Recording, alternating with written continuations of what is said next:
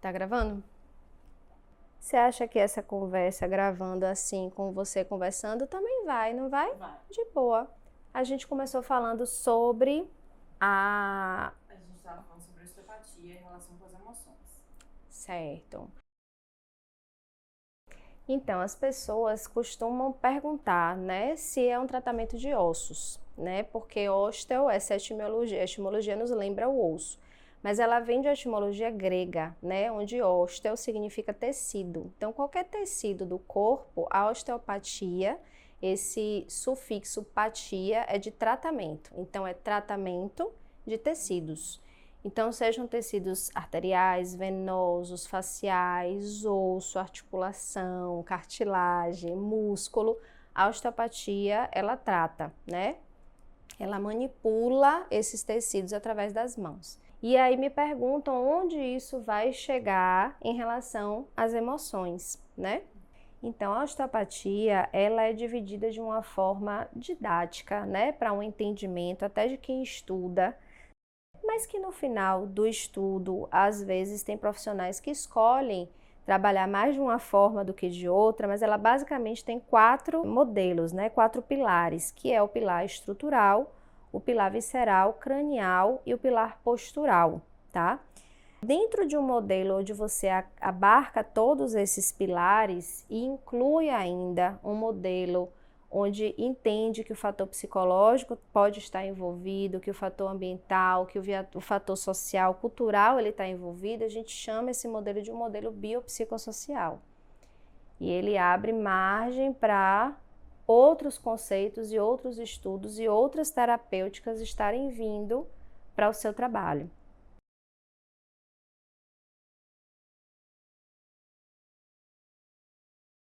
A osteopatia funcional, ela atua de uma forma onde a gente respeita o movimento do corpo. Então, a gente sente com as mãos, ausculta o sistema facial do corpo, que é todo aquele sistema que conecta os tecidos, né, e que reveste os tecidos. Esse sistema, ele acaba te informando como que está o posicionamento do órgão, por exemplo. E esse posicionamento, ele está mais lateral, mais rodado, mais anteriorizado, por exemplo, ele vai mostrar e vai levar a sua mão para aquilo dali. E a gente acaba esperando um tempo naquele posicionamento para ver como que o corpo quer levar aquilo ali, aquele movimento.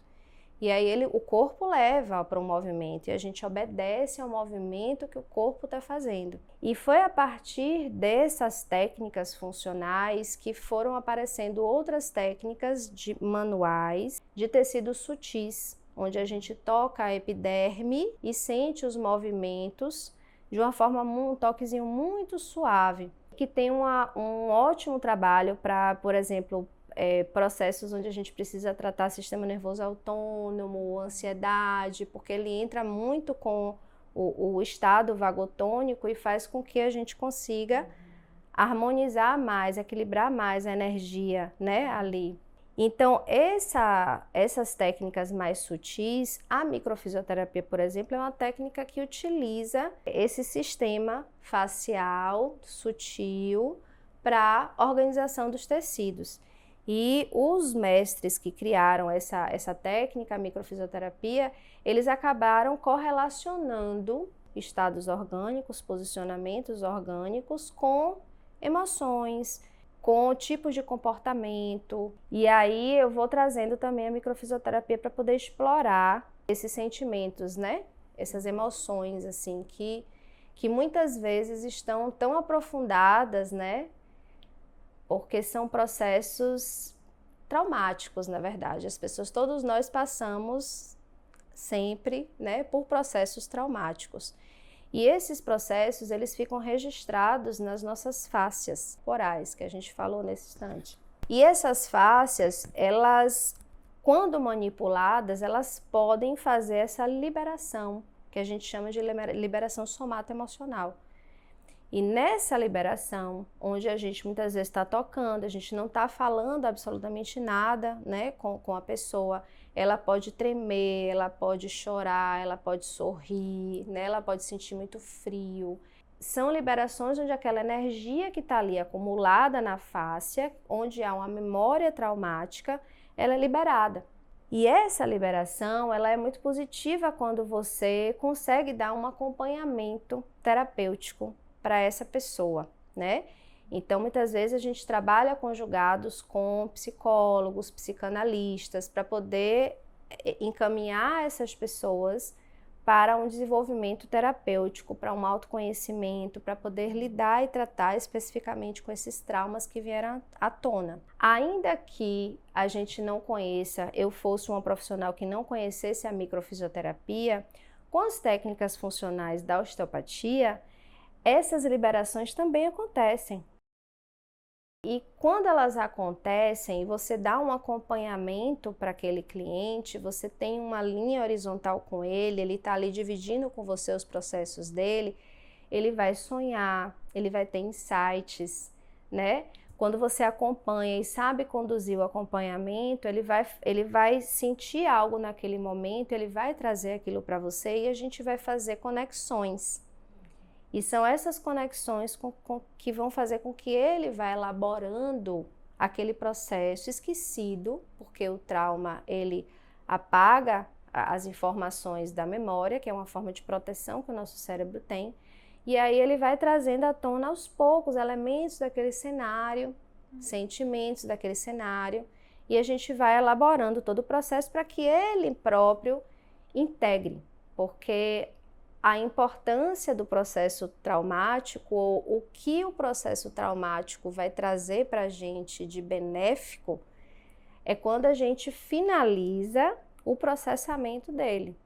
Então, finalizar esse processamento, integrar de uma forma que haja uma compreensão, a gente traz para o pré-frontal, aquela informação, ela não fica só no sentimento ou num sentimento desconhecido, porque aquilo ali vira inconsciente.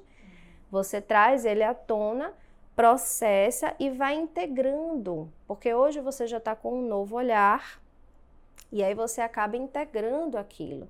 Existe ali um convite para você mudar de lugar, existe o convite para você sair de uma posição, que às vezes é um vitimismo, às vezes é uma megalomania, às vezes é um comportamento obsessivo compulsivo, um toque, ele vai ganhar vários nomes, vários rótulos. São processos que você está vivenciando como uma forma de sobrevivência, uma defesa, um escape para você sobreviver àquele ambiente que está sendo ameaçador para você. Mas conhecer a causa, né? Conhecer a ameaça, o que está te ameaçando, vai te levar a olhar para aquela ameaça de um outro lugar. Eu já não viro mais o meu rosto para aquilo ali. Eu já olho aquilo ali, ainda que com medo, mas eu olho e vou de uma certa forma com elementos tentando enfrentar, tentando olhar, encarar, e aos poucos eu vou integrando aquela experiência agora de um outro lugar. Então, a osteopatia, esse modelo de osteopatia biopsicossocial, é um modelo onde ele reconhece os aspectos psicológicos, os aspectos comportamentais, os aspectos sociais, os aspectos culturais que estão ali, crenças que estão ali dentro daquele processo em que o indivíduo está passando. E aí, podem estar embutidas na dor, né? E que muito provavelmente estão embutidas na dor, porque a dor, ela é realmente pessoal, intransferível, né? Ela é subjetiva, ela é sentida de um lugar único seu. Por mais que a gente conheça neurologicamente os nervos sensitivos que vão informar ao seu hipotálamo, que vão distribuir aquela informação pelos seus circuitos neuronais e que vão devolver para o seu corpo uma informação dolorosa, porque ela vem de cima para baixo, por mais que eu divida isso para o corpo e diga, ó, tem uma ameaça ali, quando ela passa aqui, ela passa captando várias percepções. Então, assim, às vezes a dor de um ombro que congelou, meu ombro congelou do nada, né?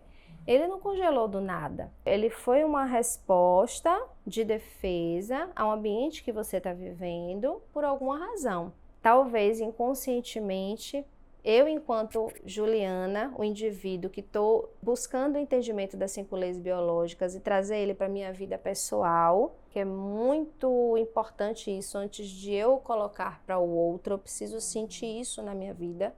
Eu posso compreender o que está ativando o meu processo, mas eu sei que se eu ficar ruminando aquilo dali, eu vou continuar ativando mais. Então, para mim, não importa eu saber que o meu ombro doeu porque eu tive uma incapacidade de lidar com minha enteada. Eu posso rapidamente ter uma noção disso, de que foi por isso, entendi, e relaxar. Se eu compreendo que o meu ombro congelou porque foi muito forte esse processo, eu botei minha enteada para fora de casa, né? E aquilo foi pesado para mim, porque certamente para ser pesado para mim tem outros fatores aí de fundo que fazem com que seja pesado para mim. E eu preciso de um suporte terapêutico para isso, né? E aí entram outros profissionais que vão dar ajuda nesse processo. Mas se eu sei disso e eu relaxo, entendi, o meu corpo ele respondeu àquela briga que eu tive que colocar minha enteada para fora de casa. E aí quando eu relaxei relaxo mais ainda desse processo, eu não vou ficar ativando de novo e vou ficar tornando o processo mais crônico. Ele tem o tempo de resolução dele. Então, assim, o acompanhamento terapêutico é fundamental nesse processo para que realmente eu possa relaxar e entender que aquele processo dito de doença é um processo de saúde, que na verdade é só o meu corpo respondendo ao ambiente e eu entendendo o que está acontecendo. Ele está fazendo aquilo para sobreviver, né? E que às vezes não começa também desse mesmo lugar, às vezes pode vir, tipo, se eu tô sentindo um congelamento no ombro, como exemplo que você deu, pela inabilidade de lidar com a situação, às vezes essa própria inabilidade de lidar com a situação vem de uma outra dor, de um outro lugar do corpo. Sim. Que às vezes é de muitos anos e que às vezes é uma gota d'água, a pessoa acha que chegou do nada Sim. e não chegou, né? Veio de um longo tempo. Isso. E fica crônico o processo. Ativação, desativação. E é justamente essa ativação e relaxamento que vai dando os processos ditos crônicos, né? É justamente disso daí. A gente falou um tanto da questão de viver situações em solidão, que é justamente o que define processos tão mais com massas conflituais mais pesadas, maiores, que são os processos cancerígenos. Então, quanto mais vivido em solidão, né, quanto mais aquilo foi traumático, foi rápido, foi inesperado, é como se todos os processos que acontecessem no nosso corpo, eles acontecessem da mesma forma, todos. Então, eu posso ter um cisto na mama, que foi um processo que começou de uma sensação de não estar nutrindo o que eu preciso nutrir, geralmente relacionado a filhos, a percepção de alguém como filho, digamos assim. E aquele processo, ele se finalizar num cisto. Mas esse processo, mesmo processo, pode ter sido vivido de um lugar de muita solidão, e eu escondi esse sentimento, eu não coloquei para fora esse sentimento. Aquilo que eu estava falando para você, de que meu filho foi morar fora e eu sabendo desse conhecimento, eu fico atenta a estar sempre me conectando com o sentir de que ele está me fazendo falta. Porque eu preciso sentir isso. De uma certa forma, é um luto que eu estou vivendo, porque eu, como mãe, sei que meu filho está saindo para fora, indo para outra cidade, é porque ele precisa desenvolver a vida dele. E eu acho e acredito que ele não vai mais querer estar comigo na vida nesse sentido. Ele vai se manter distante. E isso para a mãe é pesado. E eu acho né? que essa questão do sentir, eu acho que vai até de contramão, assim, com a medicina atual, porque muitas pessoas, quando ficam esse processo de luto, esse processo de rompimento, são diagnosticadas e aí tem que tomar remédio, então vai para esse processo de anestesia. Isso. Ao invés de lidar, e fica sempre esse residual, né? Essas dores residuais, porque não foi sentido quando deveria sentir. Isso, Lai. Porque as pessoas não conseguem encarar a tristeza como um sentimento, elas encaram a tristeza como um problema. Então, vai medicar isso. Exatamente isso. E aí é essa analgesia, esse silenciamento que vai deixando aquela massa ali ainda em conflito. Por quê? Porque o sentir, ele não foi vivenciado. Ele precisa ser vivenciado, né? Então, essa tristeza, então, deixa vir, né? Deixa vir que uma hora ela vai se acalmar, porque uma hora você vai sentir também que tá tudo bem. Que a vida continua, que a vida te chama de outro lado, entendeu? Mas não sentir isso tem muito a ver com o que a nossa cultura trouxe, né? De você precisar ser potente, de você precisar ser guerreira, ser forte, não chore, engole o choro. Então, essas peculiaridades da nossa cultura industrializada, produtiva, ela é uma grande responsável também pelos processos do não sentido silenciamento, além de um lado da medicina que tem o entendimento de que é melhor analgesiar, porque a dor ela é ruim, porque a dor ela não é bem-vinda. E por que a dor não é bem-vinda? Porque você precisa produzir. E curiosamente, pelas 5 leis biológicas, quando a gente chega nesses processos comportamentais, e é muito interessante isso, você então percebe que os comportamentos que estão disruptivos, né, distróficos, eles são comportamentos que quando você inclui aquele indivíduo na sociedade, você traz o acolhimento, você traz a amorosidade, e ele passa a trabalhar aquilo dentro dele, ele também vai se regulando e ele vai se curando desse processo. É muito interessante isso. Por quê? E aí entra uma coisa interessante que eu tenho muita vontade de conhecer mais, que são as constelações familiares, porque o Bert Helling, ele traz essas ordens do amor. E o amor, ele acaba entrando como uma ferramenta, né, de união entre os indivíduos sociais, entre os indivíduos do clã, mas sobretudo como uma grande ferramenta de saúde, de cura, né? Uma grande ferramenta de cura.